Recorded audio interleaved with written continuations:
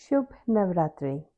नवरात्रि के तीसरे दिन माँ दुर्गा के तीसरे स्वरूप माँ चंद्रघंटा की पूजा की जाती है। माँ चंद्रघंटा की पूजा करने से साधक को हर एक भय, रोग और दोष से मुक्ति मिलती है।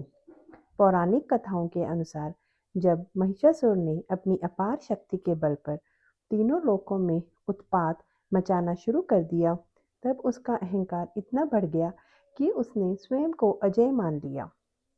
उसने इंद्रदेव को परास्त कर स्वर्गलोक पर अधिकार कर लिया और देवताओं के चारों ओर से त्रस्त कर दिया।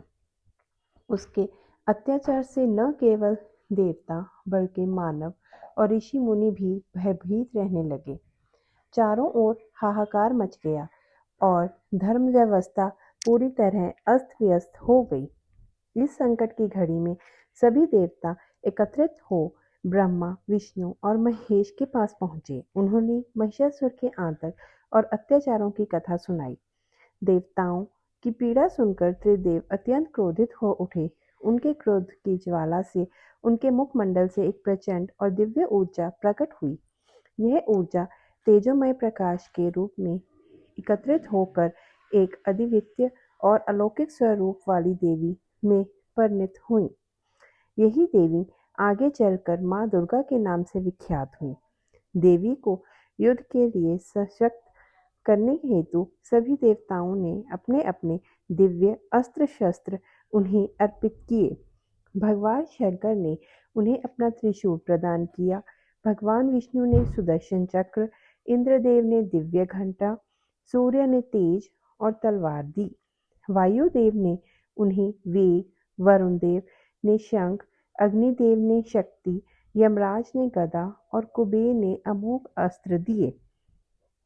अन्य देवताओं ने भी अपनी अपनी शक्तियां और शस्त्र मां को अर्पित कर उन्हें अद्वितीय सामान्य से संपन्न किया। साथ ही हिमालय ने देवी को सिंह रूपी दिव्य वाहन प्रदान किया, जिससे वे रणभूमि की ओर प्रस्थान कर सकें।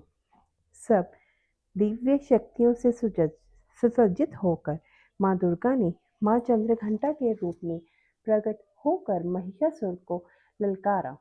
एक और असुरों की विशाल सेना थी और दूसरी ओर माँ का अद्वितीय तेज। युद्ध कई दिनों तक चलता रहा। अतः माँ ने अपने त्रिशूल और अन्य दिव्य अस्त्रों के प्रभाव से महिषासुर का वध कर दिया।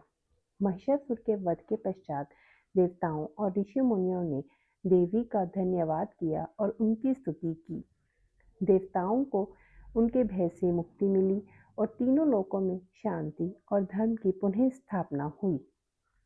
इस प्रकार माँ दुर्गा ने न केवल महिषासुर के आतंक से मुक्ति दिलाई, बल्कि यह संदेश भी दिया, जब जब अधर्म और अत्याचार बढ़ेगा, तब तब दिव्य शक्ति धर्म और सत्य की रक्षा के लिए अवश्य अवतरित होंगी। देवी भगवती पुराण के अनुसार माँ चंद्रघंटा का स्वरूप बहुत ही मनमोहक माना जाता है। माँ के गले में सफेद फूलों की माला पहनी हुई है। वे बाघ पर सवार होती हैं। माँ चंद्रघंटा की 10 भुजाएं हैं, जिनमें कमल, धनुष, बाण, घड़क, कमंडल, तलवार, त्रिशूल, गदा सहित अन्य दिव्य अस्त्र हैं। उनके सिर पर अर्धचंद्र स्थित होने के कारण उन्हें चंद्रघंटा भी कहा जाता है। जय माँ चंद्रघंटा। जय माँ चंद्रघंटा।